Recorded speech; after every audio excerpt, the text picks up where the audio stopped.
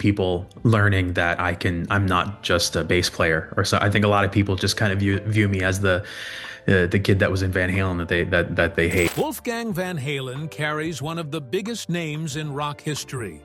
But for almost 20 years, that same name has made him one of the most hated figures in the genre. Fans accuse him of replacing a legend, killing the band's classic identity, and riding on a famous last name to land every spot he has had. What people say behind closed doors is even worse. There are claims about backstage incidents, a tribute show that quietly fell apart, and a feud with someone close to the family. The full story is uglier than most fans expect. Wolfgang William Van Halen was born on March 16, 1991, at St. John's Hospital in Santa Monica, California. By the time he arrived, his last name already carried weight far beyond one family. His father was Eddie Van Halen, the guitarist whose band had turned into one of the biggest rock acts in America after their 1978 debut. His mother was Valerie Bertinelli, a television star known to millions from one day at a time. Even his first name came with meaning. He was named after Wolfgang Amadeus Mozart, which made music part of his story before he was old enough to understand what that meant. So from the start, Wolfgang did not grow up around fame from a distance. He lived inside it. While most kids had a living room and a backyard as the center of their world, he also had 51-50 studio. That private studio in the hills above Los Angeles was part family space, part creative lab, and part rock history. To visitors, it was the kind of place filled with myth. To Wolfgang, it was just normal. He saw gear stacked against walls, heard songs take shape, and watched his father work through ideas that had already changed rock music years earlier. Gold records and famous guitars were around him all the time, so they did not look special at first. They were simply part of the room. That early closeness to music mattered. It also delayed something important. For a while, he did not fully understand just how famous his father was. Eddie was the man at home, the one making breakfast, the one moving through daily life like any other dad. The larger picture came later, when Wolfgang started noticing his father's face on album covers and posters. And when he realized the striped Frankenstrat guitar he had seen so often was not just another instrument in the house, it was a symbol people all over the world already knew. That was when his private world and the public image of Van Halen started to connect in his mind. By the time he was in grade school, music was not just all around him, it was pulling him in. He spent time backstage at Van Halen shows and stood close enough to feel the force of the band in motion. Most children heard about arena rock through stories. Wolfgang saw it from the side of the stage. He watched his father and his uncle Alex lock into songs like Jump, while huge crowds reacted in real time. He also saw the other side of that life. Dressing rooms, crew corridors, long nights, shifting moods, and the tension that had followed the band through lineup changes all became familiar early. David Lee Roth, Sammy Hagar, Gary Cherone, reunions, fallouts, old wounds, and bruised egos were not distant music trivia to him. They were part of the atmosphere around the family business. At home, though, the first instrument that really clicked for him was not guitar. It was drums. Around the age of 9 or 10, after years of casually hitting Alex Van Halen's kit during rehearsals, Wolfgang started taking the instrument seriously. Eddie noticed that interest and encouraged it. He first bought him a Roland 5 drums electronic kit, then followed it with an acoustic Everplay set for his 10th birthday. Their home became the kind of place where practice was always possible. Wolfgang later made clear that Alex did not sit him down for formal lessons.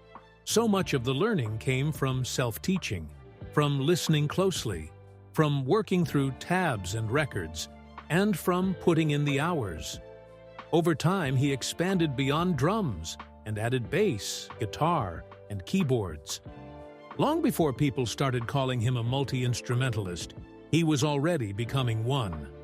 The public got its first clear glimpse of him in the summer of 2004 during Van Halen's reunion tour with Sammy Hagar. Wolfgang was only 13 then. He was not introduced as a band member, and he did not step out as some polished new star. Instead, he appeared during Eddie's extended solo section when father and son played 316 together. That piece already carried personal meaning because it was named after Wolfgang's birthday, March 16, 1991. For the audience, it played as a touching family moment. Underneath that, it also sent a message. Eddie was showing people that the next generation was already there, standing within reach of the spotlight.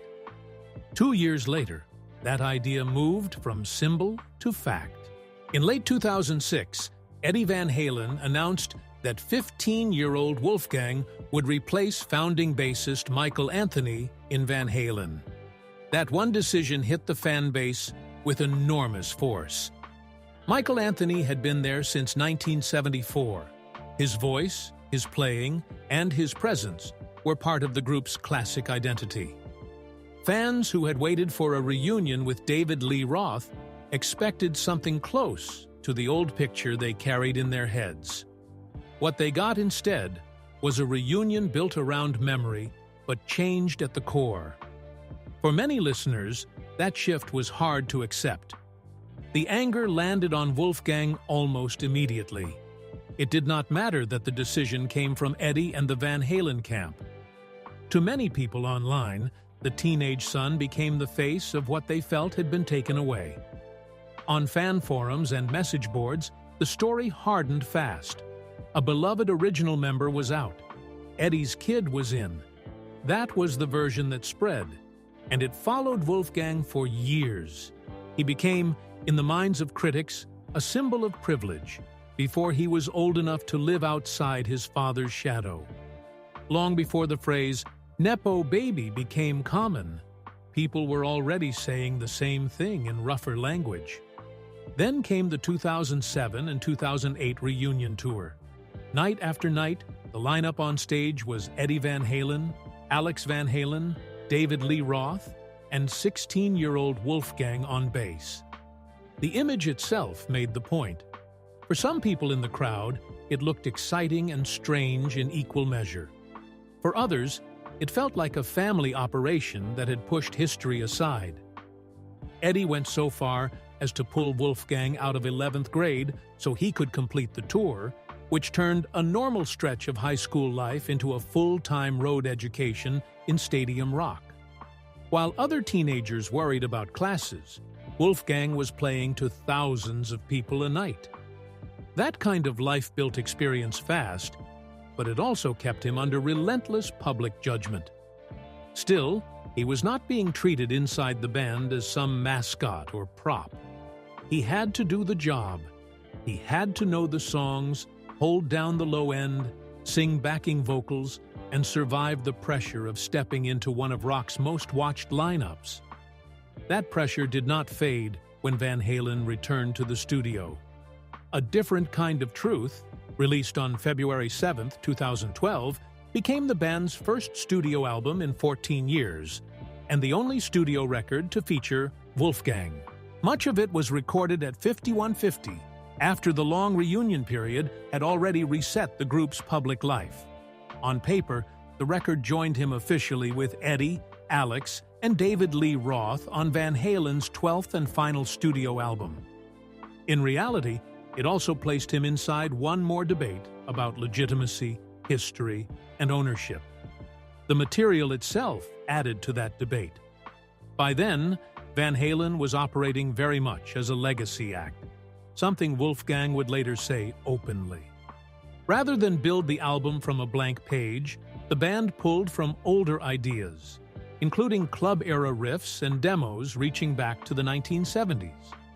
Songs such as Chinatown, She's the Woman, Big River, and Out of Space grew from that earlier material. Eddie favored the vault approach, and Wolfgang supported using those unfinished ideas because he believed there was still strong music hidden in them. That meant his role was often about shaping, arranging, tightening, and helping bring old pieces into a modern album rather than building a brand new identity for the band from the ground up. To some listeners, that made him part of the continuation of Van Halen.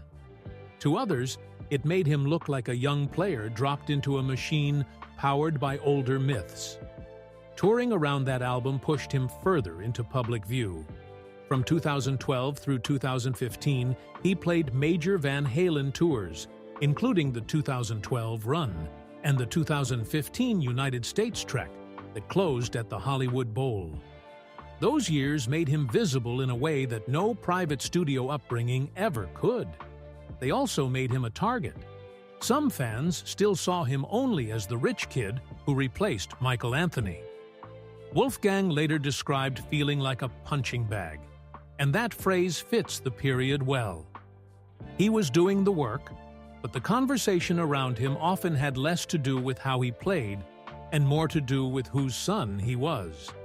That is one reason his time with Tremonti mattered so much. Starting in 2012, Wolfgang joined Mark Tremonti's solo band as touring bassist. On paper, it looked like a side gig. In practice, it became one of the clearest tests of whether he could stand on stage and be judged apart from the Van Halen name. The setting was different right away. Instead of arenas built around family history, he was now playing clubs and theaters, sometimes in a bus or van, working in a heavier modern hard rock setting that demanded tight playing and discipline. He stood next to Mark Tremonti and Eric Friedman, not Eddie and Alex. Crowds did not show up to see his last name. Many did not even realize who he was until later. That anonymity helped him. It stripped the situation down to the essentials. Could he play the material well? Could he lock in every night? Could he contribute in a band where the Van Halen family had no control? Through touring and recording with Tremonti from roughly 2012 to 2016, he built that credibility slowly. The music was heavier and faster than much of classic Van Halen. The rooms were smaller. The margin for error felt narrower. He was no longer standing inside a family legend. He was doing the grind of a working musician. That period gave him something he badly needed, which was proof, at least to those willing to look, that he could function outside the safety of inheritance. What makes those years more impressive is the overlap. Van Halen's final touring activity ran into 2015, while Wolfgang was still carrying Tremonti duties across much of the same period. So one month, he might be playing Panama and Jump in front of huge crowds, and a short time later he could be back in a theater or festival slot, handling a completely different set of songs in a different environment. That double life stacked up experience at an unusual pace. By the time he reached his early 30s, he played with the road seasoning of someone who had spent far longer in public than his age suggested. Even so, the criticism never fully went away. Some fans still insisted that every chance he got came from his father. Yet that view missed something important. Wolfgang could not erase the family name, even if he wanted to. Van Halen is literally his name. The real question was always what he would do with it. Over time, the answer became clearer. He was not heading toward a lifetime of playing the same inherited role. He was moving toward his own project. That project centered on a name with deep family roots. In the early 1970s, before Van Halen settled into the identity the world came to know, Eddie and Alex had briefly used the name Mammoth. Wolfgang asked his father for permission to revive it around 2013 or 2014, while he was still playing bass in Van Halen. That request says a lot about where his head already was. He was thinking ahead. He was imagining a future that connected to the family story without simply repeating it. When he officially introduced Mammoth WVH in November 2020, Only weeks after Eddie Van Halen died on October 6, 2020, the name carried both grief and intention. It honored the past, but it also marked a new lane. When the album Mammoth WVH arrived on June 11, 2021, the most striking detail was in the credits. Wolfgang played every guitar, bass, drum, and keyboard part, and he sang every vocal. The model for that approach came partly from Dave Grohl recording the first Foo Fighters album on his own, but the effect here was personal in a different way. It answered years of doubt with a body of work that could not be explained away by saying he had simply been carried by his father. There was no ghost player. There was no famous band around him. The sound leaned into layered harmonies, modern hard rock structure, and direct emotional writing rather than a shallow imitation of Eddie's guitar style. It was not built to recreate Van Halen. It was built to show what Wolfgang sounded like when he owned every part of the frame. Nothing on that first release carried more weight than Distance. Many people heard it as the song written after Eddie died, but the truth was more painful than that. Wolfgang started writing it while his father was still alive and battling cancer, imagining the loss before it happened. Then Eddie died on October 6, 2020, and Distance arrived on November 16, 2020, as Mammoth WVH's debut single. The song was paired with a home video collage that showed Wolfgang growing up with his father. It hit #1 on Billboard's mainstream rock airplay chart and earned a Grammy nomination for Best Rock Song. That quick rise gave the song huge emotional reach, though some observers questioned the speed of the release and whether grief had been packaged too neatly for the public. Even that tension became part of Wolfgang's story. Personal pain and public scrutiny kept meeting in the same place. Commercially, Mammoth WVH performed well. The album debuted at #1 on Billboard's Top Rock Albums, Top Hard Rock Albums, and Independent Albums charts, and reached #12 on the Billboard 200. Critics often praised its polish and its refusal to chase a cheap Van Halen copy. Still, some older fans wanted fireworks of a very specific kind. They expected another eruption. Instead, they got focused songs, layered hooks, and a modern hard rock record shaped by Wolfgang's own instincts. That gap between expectation and reality is where much of the friction still lives. People often approach him wanting access to a bloodline, then react with frustration when he points them toward his own work instead. He doubled down on that direction with Mammoth Thui Tuiru in 2023, once again playing every instrument on the record. By then, the pattern was unmistakable. He was not building a tribute act. He was not preparing to spend his life replaying his father's catalog.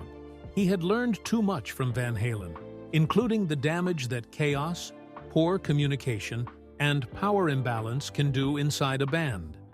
He has said Van Halen taught him as much about what not to do as what to do, and that lesson shaped Mammoth. One songwriter, one decision-maker, a stable creative setup, and no public soap opera. That was his answer to the instability he grew up around.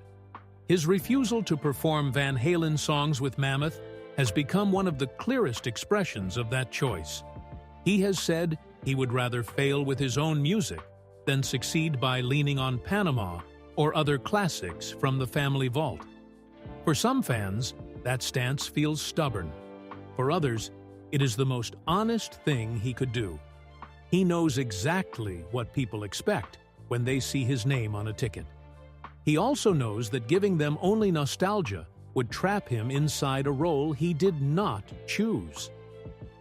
Wolfgang Van Halen has spent years trying to say one simple thing, and people still refuse to hear it.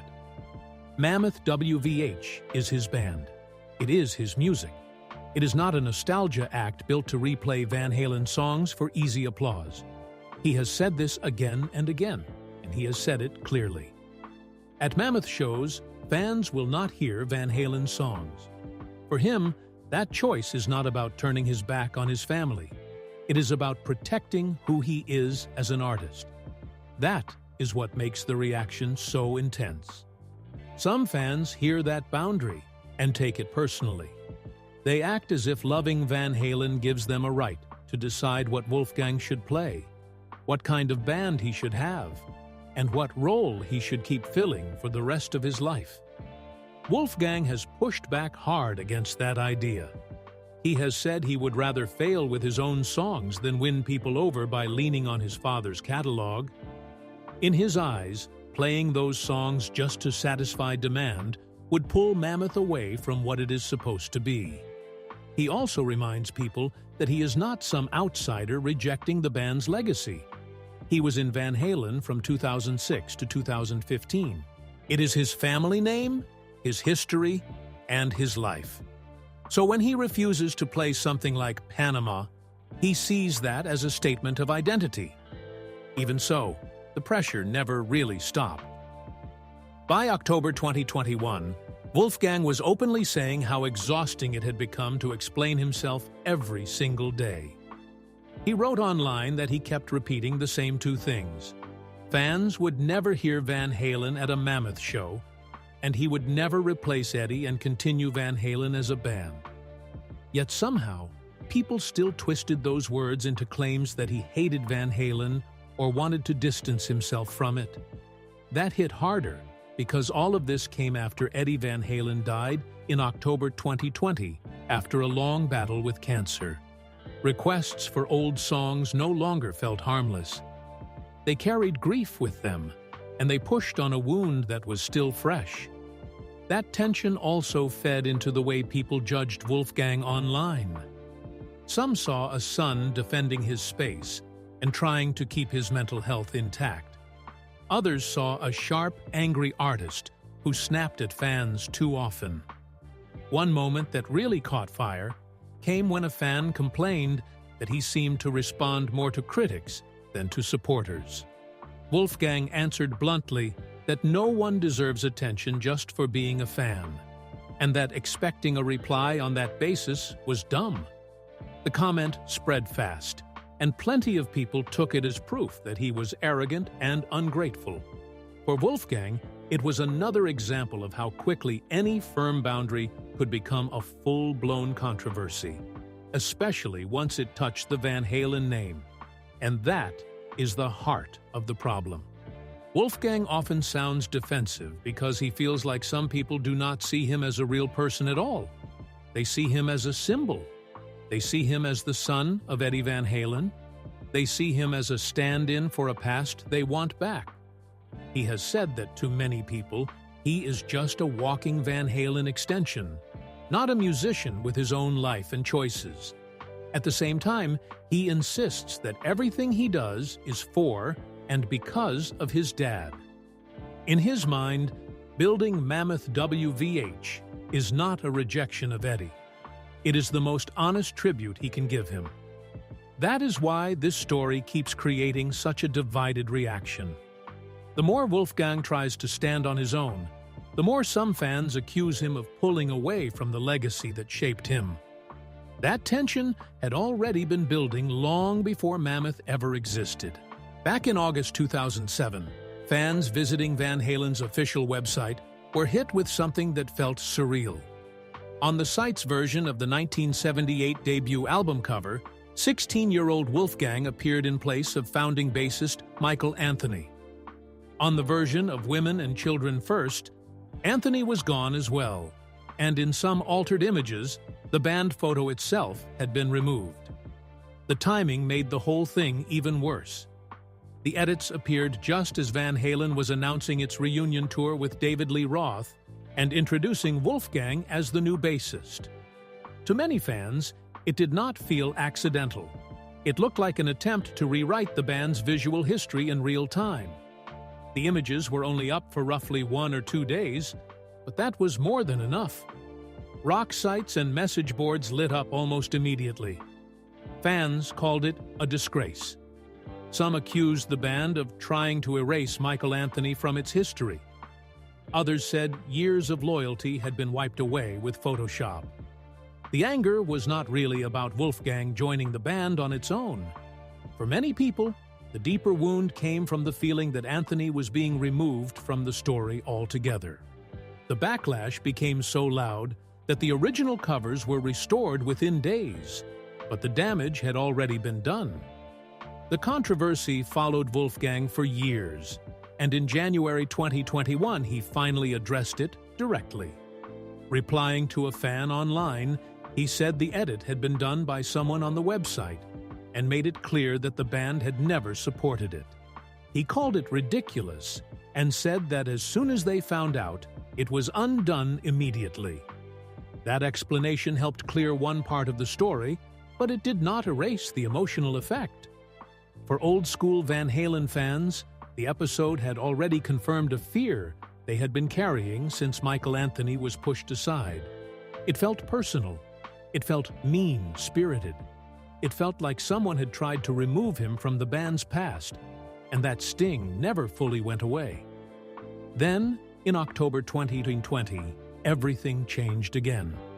Eddie Van Halen died on October 6th at the age of 65 after years of cancer struggles, and almost overnight, Wolfgang was pulled even deeper into the center of the legacy conversation. Whether he wanted that role or not, many people now looked at him as the heir to everything Van Halen had been. Within a day, his tribute to his father drew enormous attention, and when he released Distance on November 16, 2020, under the Mammoth WVH name, the song immediately hit #1 on Billboard's Hot Hard Rock Songs chart. It was not built as a grand public statement. It was a grief letter to his dad. Still, it pushed Wolfgang further into the spotlight, and with that came even greater expectations. That pressure became very public again at the Grammy Awards in March 2021. Producers asked Wolfgang to perform Eruption during the In Memoriam segment. He refused. To him, the request felt deeply wrong. He said no one, including himself, could live up to what Eddie had done. Instead of a live performance, the show used a short piece of archival footage and a spotlight on Eddie's guitar. Wolfgang later said the part that hurt the most was not even his refusal being misunderstood. It was the fact that Eddie's name was not given the weight he deserved during the segment itself. After that, Wolfgang kept trying to explain the same idea from different angles. He did not need a staged solo to prove his love for his father because, in his mind, his whole life was already the tribute. He has said that everything he does is for and because of Eddie. Even the name Mammoth carries meaning, since it nods to the early pre-fame roots of Van Halen.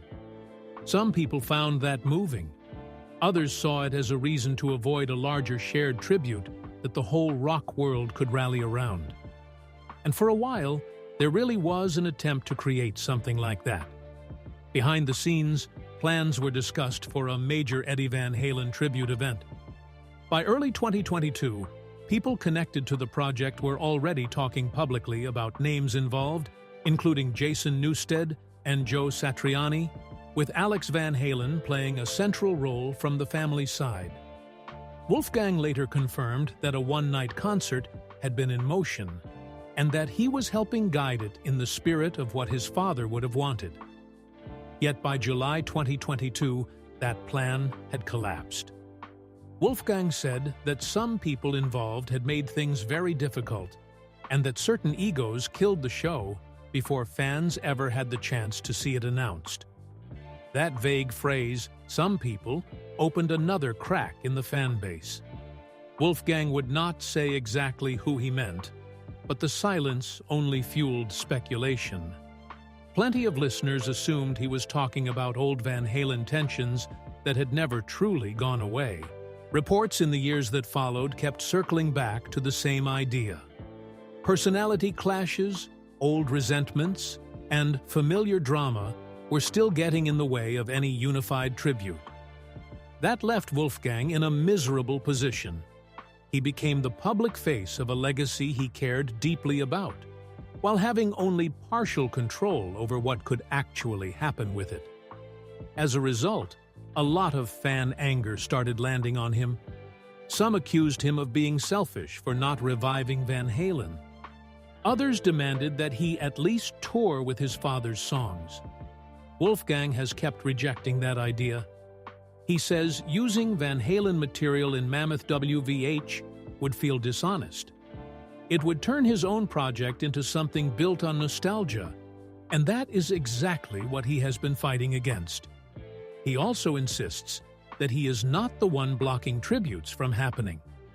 In his view, the real obstacles are the egos and politics operating behind closed doors. By this point, all of that had piled on top of scars that were already there. Wolfgang has lived under this kind of scrutiny for almost 2 decades.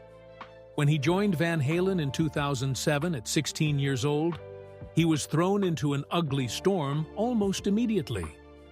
Fans who were furious about Michael Anthony's departure turned Wolfgang into the target. Years later, he described feeling like the enemy of every middle-aged Van Halen purist on Earth. Those people did not just complain for a few weeks and move on. Their resentment followed him through tours, interviews, and every later project, until it hardened into a permanent part of his public image. That long pressure changed him. Wolfgang has said the experience did real damage. He has spoken about how people reduce him to the name instead of treating him like a person. They accuse him of milking the Van Halen connection, even though Van Halen is literally his name and his family. That constant dehumanization helps explain why he can sound so sharp, sarcastic, and aggressive when he responds. That tone did not come from nowhere. It was built over years of being treated like a symbol of everything some fans hated about the post-classic era of the band. Then came another ugly twist. In early 2024, David Lee Roth publicly told a story that cast Wolfgang in a very bad light. Roth claimed Wolfgang had caused backstage problems during Van Halen's final tours, including incidents where guests connected to Roth were supposedly removed from shows. He framed those moments as petty power moves and turned them into another chapter of classic Van Halen conflict. The story spread because it fed directly into the image some critics already had of Wolfgang. When Wolfgang finally answered in 2025, he did not turn it into a spectacle of his own. He pushed back in an interview and made it clear that he believed false claims had been turned into public drama. He said he had thought things were fine between them at the time and made it obvious that he saw the whole narrative as one-sided and unfair. Without naming Roth directly, he also repeated the idea that one particular person had been unable to set ego aside when it came to tribute plans after Eddie's death. So even years after the band had effectively ended, Wolfgang was still stuck inside the same old circle of tension, still carrying the weight of family legacy, and still getting blamed from multiple directions at once. That is why Wolfgang's image remains so split. From his side, he is a musician trying to build something of his own, while honoring his father in the most honest way he knows. From the other side, some fans still see a thin-skinned Nepo baby who keeps pushing back against the audience that made the Van Halen name so powerful in the first place. He rejects that idea completely. He points to his music, to distance, to Mammoth, and to the way he keeps moving forward as proof that he has never stopped honoring Eddie. He just refuses to do it in a form that feels fake to him.